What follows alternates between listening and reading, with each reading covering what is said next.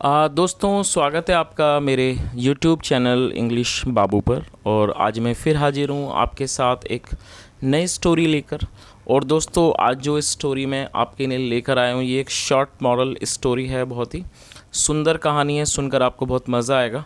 उसके अलावा इस स्टोरी में आपको कुछ नए इंग्लिश के वर्ड मीनिंग सीखने को मिलेंगे, उनकी करेक्ट प्रोनाउंसिएशन के बारे में पता चलेगा। और दोस्तों, हमेशा की तरह जो इसका ग्रामर का पार्ट है उसे बिल्कुल ही डिटेल में कवर करेंगे, तो एक एक स्ट्रक्चर को आप बहुत आसानी से सीख पाएंगे और साथ में समझ भी पाएंगे। तो चलिए दोस्तों, आज की इस कहानी को हम शुरू करते हैं। और सबसे पहले कहानी का टाइटल देखते हैं। कहानी का टाइटल है द करेजियस ब्राह्मण। क्या मतलब हुआ दोस्तों? ये जो वर्ड आप देख रहे हैं करेजियस, ये एक एडजेक्टिव है। करेजियस का मतलब होता है साहसी, ऐसा व्यक्ति जिसमें साहस हो। करेजियस, करेज का मतलब होता है साहस, जो कि एक नाउन है, और करेजियस ये एडजेक्टिव है। द करेजियस ब्राह्मण मतलब कि साहसी ब्राह्मण। तो दोस्तों, ये आज की इस कहानी का टाइटल है, शीर्षक है। और अब मैं इसे पढ़ना शुरू करता हूँ। आपसे रिक्वेस्ट है आप इस कहानी को बिल्कुल ध्यानपूर्वक सुने। और यदि आपको कोई भी नया वर्ड या फिर ग्रामर का नया स्ट्रक्चर देखने को मिले तो आप उसको नोट भी ज़रूर करें। तो चलिए इसको शुरू करते हैं। Once upon a time there lived a Brahmin in uh small village. क्या मतलब हुआ? दोस्तों, ये जो हमारा सेंटेंस है ये पास्ट इंडेफिनिट का अफर्मेटिव वाक्य है। और जब हम पास्ट इंडेफिनिट में कोई भी अफर्मेटिव का वाक्य बनाते हैं तो वहाँ वर्ब की सेकंड फॉर्म का प्रयोग किया जाता है। लिव का मतलब होता है किसी जगह पर रहना, निवास करना, और ये सेकंड फॉर्म है lived. Once upon a time मतलब एक समय की बात है। देयर लिव्ड अ ब्राह्मण इन ए स्मॉल विलेज मतलब एक समय की बात है, एक छोटे से गाँव में एक ब्राह्मण रहता था। ही used to perform pujas to earn his livelihood। क्या मतलब हुआ दोस्तों? इस वाक्य में used to का प्रयोग किया गया है। और used to का जो प्रयोग है वो पास्ट के वाक्य में कंसिस्टेंसी को दिखाने के लिए किया जाता है। जब आप कोई ऐसा वाक्य बनाते हैं जहाँ आप ये शो करते हैं कि पास्ट में कोई व्यक्ति किसी काम को बराबर किया करता था और आप कंसिस्टेंसी दिखाना चाहते हैं, तो यहाँ वहाँ पर used to का प्रयोग किया जाता है, साथ में वर्ब की थर्ड फॉर्म लगाई जाती है। परफॉर्म का मतलब होता है किसी काम को करना। ही यूज टू परफॉर्म पूजाज मतलब वह पूजा किया करता था। टू अर्न कमाने के लिए, हिज लाइवलीहुड, और लाइवलीहुड का मतलब होता है जीविका। और दोस्तों, आप इस वर्ड को नोट कर सकते हैं, ये एक नाउन है। तो इस पूरी लाइन का क्या अर्थ हुआ? He use to perform pujas to earn his livelihood मतलब वह अपनी जीविका को कमाने के लिए पूजा किया करता था। चलिए आगे देखिए। One day he got the opportunity to perform puja in the mansion of the richest man of the village। क्या मतलब हुआ? और दोस्तों, ये भी हमारा पास्ट इंडेफिनिट का अफर्मेटिव है, अफर्मेटिव वाक्य है, जहाँ सेकंड फॉर्म का प्रयोग किया गया। गेट का मतलब मिलना, प्राप्त होना, और ये सेकंड फॉर्म है गॉट। और अपॉर्चुनिटी मतलब अवसर। वन डे एक दिन, ही गॉट द अपॉर्चुनिटी मतलब उसे अवसर प्राप्त हुआ, उसे अवसर मिला। टू परफॉर्म पूजा, पूजा करने का। इन द मैंशन दोस्तों, मैंशन का मतलब होता है हवेली, हवेली में। Of the richest man, of the richest मतलब जो सबसे अमीर आदमी था। ऑफ द विलेज गांव का। तो इस पूरी लाइन का क्या अर्थ हुआ कि एक दिन उसे अवसर मिला, गांव के जो सबसे अमीर आदमी की हवेली में पूजा करने का उसको अवसर प्राप्त हुआ। चलिए आगे देखिए। Pleased with his service the rich man gave the Brahmin two young and healthy calves. क्या मतलब हुआ दोस्तों? प्लीज़ एडजेक्टिव है जिसका मतलब होता है खुश होना। प्लीज्ड विद हिज सर्विस मतलब उसकी सर्विस से, उसके काम से खुश होकर। द रिच मैन जो अमीर आदमी था, गेव उसने दे दिया, द ब्राह्मण ब्राह्मण को, टू यंग मतलब कि दो छोटे, एंड हेल्दी और स्वस्थ काल्व्स। और दोस्तों, काव्स का मतलब होता है बछड़े, जिसमें एल साइलेंट है। तो उसने खुश होकर ब्राह्मण को दो छोटे और जो हेल्दी मतलब जो स्वस्थ बछड़े थे वो दे दिए। तो इस पूरी लाइन का क्या अर्थ हुआ कि प्लीज्ड विद दिस सर्विस। और जैसे हमने आपको बताया, सर्विस का मतलब होता है कोई काम, या कह सकते हैं सेवा। तो प्लीज्ड विद दिस सर्विस मतलब उसकी सेवा से खुश होकर। The rich man gave the Brahmin two young and healthy काल्व्स मतलब जो रिच मैन था, अमीर आदमी था, उसने ब्राह्मण को दो यंग मतलब छोटे और जो स्वस्थ बछड़े थे वो दे दिए। द ब्राह्मण felt very happy on receiving them, क्या मतलब हुआ। और दोस्तों ये फील की सेकंड फॉर्म है फेल्ट, जिसका मतलब होता है महसूस करना। द ब्राह्मण फेल्ट वेरी हैप्पी, जो ब्राह्मण था वो उसे बहुत खुशी महसूस हुई। ऑन रिसीविंग दैम, उनको प्राप्त करके, और ये जो दैम है वो बछड़ों के लिए लगाया गया है। चलिए आगे देखिए। He took them home and tied them under a shed, क्या मतलब हुआ। और दोस्तों ये भी पास्ट इंडेफिनिट का अफर्मेटिव वाक्य है। टेक मतलब होता है ले जाना, और ये उसकी सेकंड फॉर्म है टुक। ही टुक दैम होम, वह उनको घर ले गया। एंड टाइड दैम, और उनको बांध दिया। Under a shade, under a shade मतलब एक शेड के नीचे उसको उसने बांध दिया। चलिए आगे देखिए, और ये टाई की सेकंड फॉर्म है। He loved the calves a lot and took good care of them, क्या मतलब हुआ। ही लव्ड द काव्स मतलब वह बछड़ों को प्यार करता था, अलॉट बहुत प्यार करता था, and took good care of them, और उनका बहुत अच्छा वो देखभाल करता था। चलिए आगे देखिए। One night a thief happened to pass by the cottage of the ब्राह्मण, क्या मतलब हुआ। वन नाइट एक दिन, अ थीफ एक चोर, हैपन टू पास बाय। दोस्तों हैपन का प्रयोग वाक्य में यहाँ पर हेल्पिंग वर्ब के रूप में किया गया। जब आप कोई भी ऐसा वाक्य बनाते हैं, इस तरह का वाक्य जैसे कि उसका वहाँ जाना हुआ, उसका राज उससे मिलना हुआ, तो इस तरह के वाक्यों के लिए हैपन्ड का प्रयोग किया जाता है, और साथ में वर्ब की फर्स्ट फॉर्म लगाई जाती है। वन नाइट एक रात, a thief happen to pass by the cottage of the Brahmin, मतलब एक चोर का ब्राह्मण की कॉटेज का मतलब झोपड़ी, ब्राह्मण का चोर का ब्राह्मण की झोपड़ी से होकर गुजरना हुआ। वैन ही सॉ, जब उसने देखा। द टू हेल्दी काल्स, जब उसने दो स्वस्थ बछड़ों को देखा। और दोस्तों ये सी की सेकंड फॉर्म है। When he saw the two healthy calls, जब उसने दो स्वस्थ बछड़ों को देखा। ही थॉट, उसने सोचा। These cows are very healthy, उसने क्या सोचा, these cows are very healthy. और दोस्तों ये जो हमारा वाक्य है ये सिंपल प्रेजेंट का वाक्य है। जब हम सिंपल प्रेजेंट में कोई वाक्य बनाते हैं तो वहाँ पर इज एम आर का प्रयोग करते हैं हेल्पिंग ऑफ के रूप में साथ में, या फिर नाउन या एडजेक्टिव को लेकर वाक्य बनाते हैं। तो उसने क्या सोचा, ही थॉट, उसने सोचा। These cows are very healthy, मतलब ये जो बछड़े हैं बहुत हेल्दी हैं, बहुत स्वस्थ हैं। I should steel them at any cost, क्या मतलब हुआ। दोस्तों यहाँ शुड का प्रयोग करके वाक्य को बनाया गया है। शुड का प्रयोग वाक्य में किसी भी तरह की सलाह को दर्शाने के लिए किया जाता है। जब आप कोई ऐसा वाक्य बनाते हैं जहाँ पर किसी को सलाह दी जाए, तब वहाँ पर शुड का प्रयोग किया जाता है, जिसकी हिंदी होती है चाहिए। तो उसका क्या मतलब हुआ, उसने क्या सोचा, I should steel them, steel मतलब चुराना, आई शुड स्टील दैम, मुझे उनको चुराना चाहिए, एट एनी कॉस्ट, किसी भी कीमत पर। चलिए तो दोस्तों यहाँ तक आपको कहानी समझ आ गई होगी कि जो एक ब्राह्मण था जो अपनी जीविका कमाने के लिए पूजा वगैरह करता था, और एक दिन उसने गांव के सबसे अमीर जो व्यक्ति था उसके घर में उसने पूजा की, और उस व्यक्ति ने खुश होकर उस ब्राह्मण को दो बछड़े दे दिए जो काफ़ी अच्छे थे, हेल्दी थे। और जब एक बार चोर वहाँ से निकल कर जा रहा था और उसने उनको देखा, तो उसने सोचा कि मुझे इन्हें किसी भी कीमत पर चुराना चाहिए। चलिए आगे देखिए। When he entered the shed, क्या मतलब हुआ। एंटर का मतलब होता है प्रवेश करना, और ये सेकंड फॉर्म में when he entered the shed मतलब जब उसने उस शेड में प्रवेश किया। There was a whiff of smoke, दोस्तों विफ का मतलब होता है एक झलक वगैरह। There was a whiff of smoke मतलब वहाँ उसे एक तरह से स्मोक की मतलब धुएँ की उसको एक झलक दिखी। द नेक्स्ट मोमेंट, अगले ही क्षण। एन अगली लुकिंग, और दोस्तों अगली लुकिंग का मतलब होता है बदसूरत या बुरा दिखने वाला। द नेक्स्ट मोमेंट अगले ही पल। एन अगली लुकिंग मतलब एक बुरा दिखने वाला। The next moment an ugly looking demon appeared in front of the thief, क्या मतलब हुआ। और दोस्तों अपीयर का मतलब होता है नज़र आना, प्रकट होना। अगले ही क्षण एन अगली लुकिंग डेमन मतलब एक बुरा दिखने वाला, बदसूरत दिखने वाला जो डेमन था, राक्षस था, अपीयर्ड वो प्रकट हुआ। इन front of him, in front of the thief मतलब वो चोर के सामने प्रकट हुआ।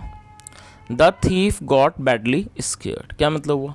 दोस्तों इस वाक्य में एडजेक्टिव का प्रयोग किया गया है, और यहाँ एडजेक्टिव को वर्ब बनाया गया है। स्केयर्ड मतलब भयभीत हो जाना। तो आपको ये चीज़ याद रखनी है कि जब आप कोई भी ऐसा वाक्य बनाते हैं जहाँ पर आप एडजेक्टिव को वर्ब के रूप में प्रयोग करना चाहते हैं, तो आपको वहाँ सपोर्टिंग वर्ब का प्रयोग करना होता है, जैसा यहाँ पर भी किया गया है। गेट का प्रयोग किया गया है इसे वर्ब बनाने के लिए, और ये पास्ट इंडेफिनिट का सेंटेंस है, इसलिए गेट की सेकंड फॉर्म का प्रयोग किया गया है। The thief got badly scared, जो चोर था वो बहुत बुरी तरह से डर गया। The demon roared. और दोस्तों रोअर का मतलब होता है गर्जना, बहुत तेज़ दहाड़ना। जो डेमन था, राक्षस था, वो बहुत मतलब कि ऊंचे स्वर में गरजा। हा हा हा, आई एम वेरी हंग्री। उसने क्या कहा? आई एम वेरी हंग्री मतलब मैं बहुत भूखा हूँ। आई विल ईट यू, मैं आपको खाऊंगा। चलिए आगे देखिए।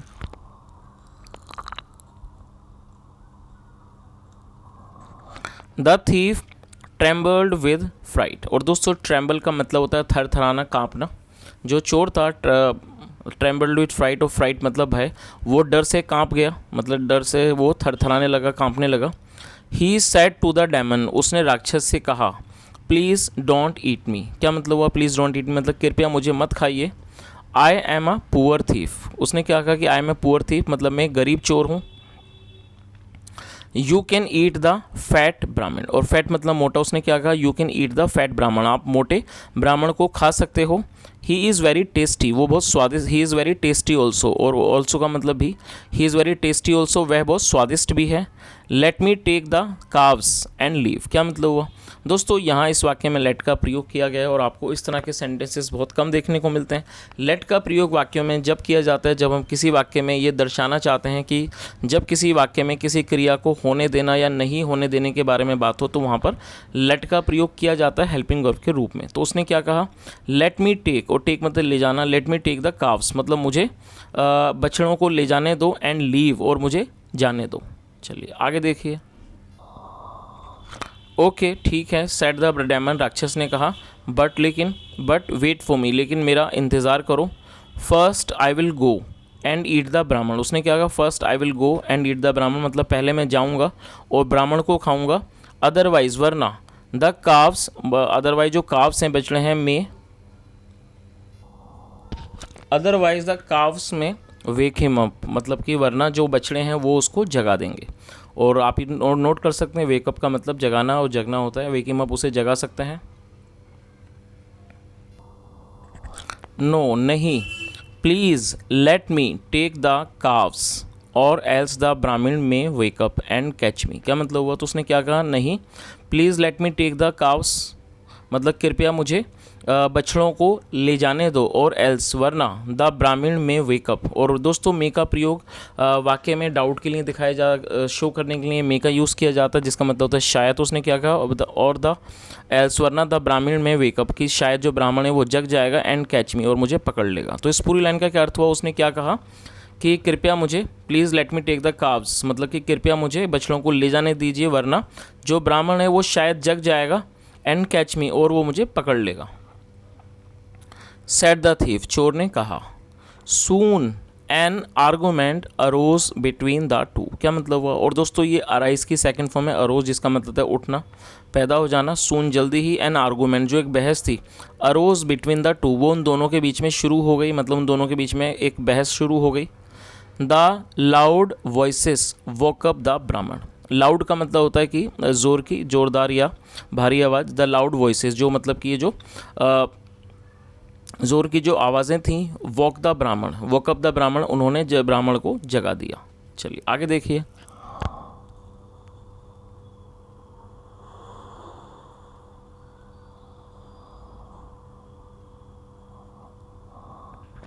He looked out of his window. Look out मतलब बाहर देखना। He looked out of his window, उसने अपनी खिड़की से बाहर देखा। एंड सो और देखा, the demon and the thief are going. और उसने देखा, क्या देखा?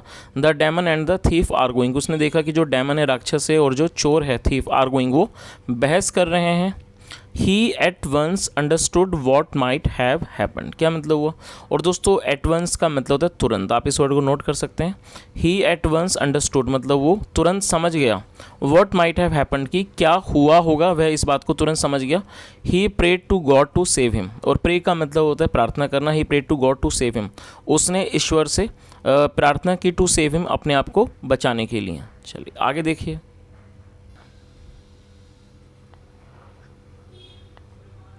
देन द ब्राह्मण मस्टर्ड सम करेज। क्या मतलब हुआ?